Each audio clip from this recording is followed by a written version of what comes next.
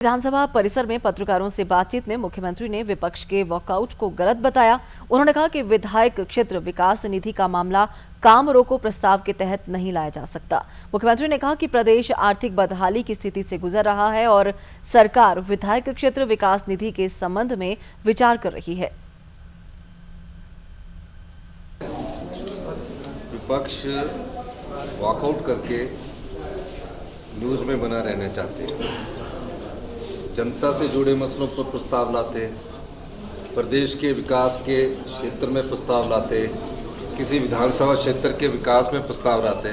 काम रोको प्रस्ताव जो नियम 67 का सबसे बड़ा हथियार है, वो विधायक निधि को लेकर आए।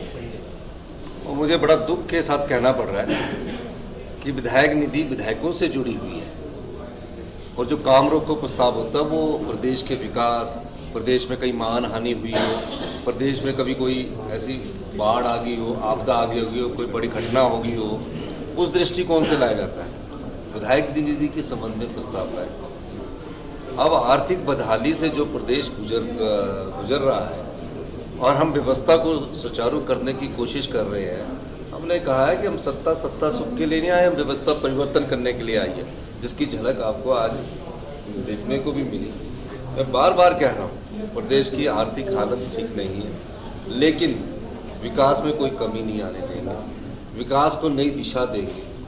हम अपने आय के स्रोत कैसे बढ़ाएं, उसको नई दिशा देंगे और दिन रात मेहनत करके हिमाचल प्रदेश की जनता में हम अपनी सरकार के जो वचनबद्धता है, कटिबद्धता है, उसके लिए हम कार्य कर रहे हैं। मुझे उनका वॉकआउट करना कुछ नहीं लगा। ये छोटा सा ये विधायक निधि 68 MLO से जुड़ी थी, जिसको एक बंद कमरे में किया जा सकता था, लेकिन राजनीतिक लाभ के लिए करें।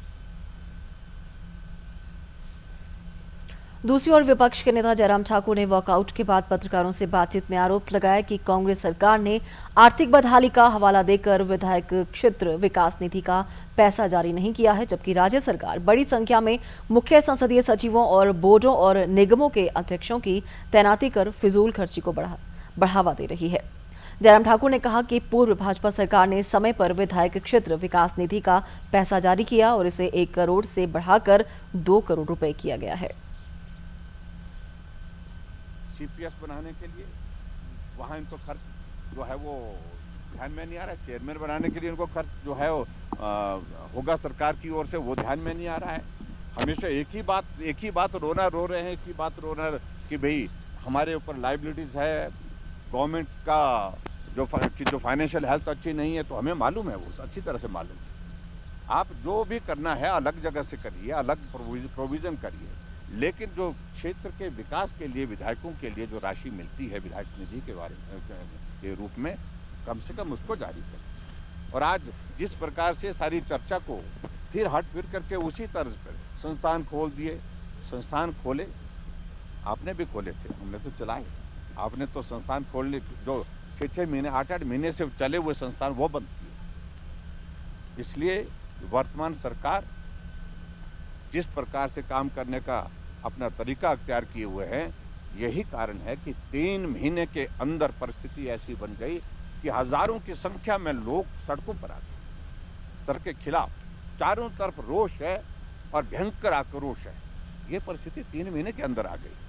तो चारों तरफ एक निराशा का माहौल है और विपक्ष की एक भूमिका है, और विपक्ष की भूमिका है कि जहां भी जन विरोधी निर्णय होगा, जो भी निर्णय जनहित में नहीं होगा, हम उसके लिए विधानसभा के अंदर भी अपनी आवाज बुलंद करेंगे, हम उसके लिए अपनी आवाज विधानसभा के बाहर भी बुलंद करेंगे। इसलिए आज हमने जो नियम 67 के अंतर्गत जो प्रस्ताव दिया था, काम रोको प्रस्ताव, हमने उस पर चर्चा मांगी थी।